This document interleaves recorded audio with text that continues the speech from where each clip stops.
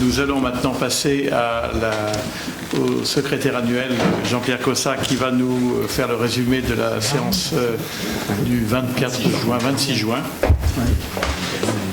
sur la chirurgie dermatologique. La dernière séance avant les vacances, qui effectivement a parlé de chirurgie dermatologique, qui était modérée par Patrick Guillot, qui d'emblée nous a dit que si la majorité de cette chirurgie se réalisait au cabinet des dermatologues, elle quittait parfois ce douillet environnement pour aller dans les blocs opératoires et à ce moment-là nécessitait, en devenant plus complexe, une anesthésie plus lourde, loco-régionale, éventuellement générale ou en tout cas au méopa, au monoxyde, au mélange équimolaire oxygène protoxyde d'azote, tout en justifiant toujours bien sûr de répondre au double impératif d'une exérèse carcinologique et d'un résultat esthétique satisfaisant. Jean-François Say a démarré la séance en nous parlant de la technique de Mohs, qui est une technique qui a été mise au point en pratique dermatologique pour répondre à l'inconvénient d'une exérèse parfois trop extensive pour la lésion à retirer, dans la mesure où les marges d'exérèse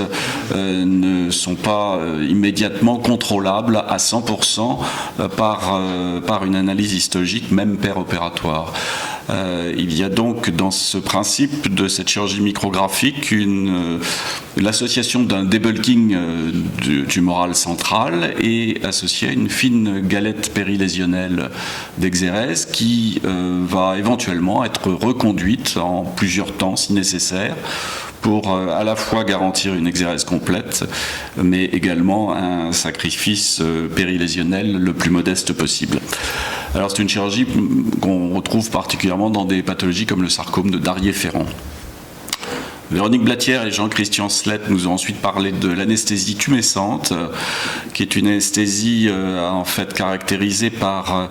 une anesthésie locale caractérisée par un grand volume d'anesthésique locale à très faible concentration. L'idée étant d'endormir peu mais très largement pour pouvoir ainsi conduire des exérèses larges lorsque le terrain se prête peu à une exérèse sous anesthésie générale, comme notamment chez les personnes âgées avec des pathologies tumorales négligées par un diagnostic retardé. C'est une chirurgie, c'est une anesthésie qui donne de très bons résultats, mais qui justifie un environnement approprié, notamment une salle de pré-anesthésie, parce qu'elle prend du temps à être réalisée, et donc idéalement il vaut mieux conduire cette anesthésie le temps de préparer l'acte opératoire suivant. Il n'y a pas d'interférence carcinologique dans la réalisation de cette anesthésie, comme se le faisait préciser Xavier Martin. Il y a un DIU actuellement qui est très suivi mais qui n'a pas encore de reconnaissance par le Conseil de l'Ordre. Et la seule limite en fait est véritablement organisationnelle puisque on n'a pas toujours les locaux pour cette réalisation, même si c'est une anesthésie qui a une longue durée d'action, donc on peut assez facilement s'organiser pour préparer plusieurs patients à la fois. Il y a une consultation de pré-anesthésie qui est nécessaire, mais en revanche, il n'y a pas de nomenclature spécifique dans les actes, comme le rappelait Philippe Montupet. Anne-Sophie Dudkiewicz nous a ensuite parlé des particularités de la chirurgie dermatologique, qui est une chirurgie pédiatrique, qui est une chirurgie, en ce qui concerne les névis, relativement modérée par rapport à la chirurgie de l'adulte, bien sûr, mais qui nécessite en tout état de cause une consultation très appropriée par le praticien, à la fois pour rassurer les patients, surtout les parents du jeune patient, et puis pour également savoir prendre en charge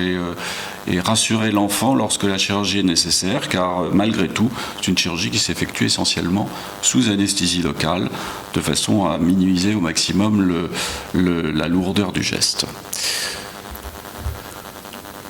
Il y a bien sûr une articulation avec le service de chirurgie pédiatrique et assez peu de recours aux techniques de chirurgie plastique comme les chirurgies d'expansion cutanée. Philippe Alzieux nous a enfin présenté à propos d'un cas exemple d'une situation d'un carcinome de la face, une technique de réflexion interactive appelée pas à pas, initialement développée par le docteur Max Santoul dans les années 90 au sein du collège de chirurgie dermatologique. C'est une technique de réflexion qui est une espèce de super staff pluridisciplinaire où vont intervenir des réflexions sur les conditions générales du patient, la localisation et la taille de la perte de la substance, la disponibilité d'une zone donneuse, l'existence de plans de décollement, de façon à arriver à au meilleur choix thérapeutique d'exérèse possible. C'est une technique qui est très utilisée pour l'apprentissage des chirurgiens en formation, des dermatologues en formation. Alors deux petits points techniques qui ont été précisés. Xavier Martin a demandé si le sujet intradermique était utilisé. Les dermatologues s'en méfient dans la mesure où il pose un problème en cas d'évacuation d'hématomes. Henri Coudane a demandé si le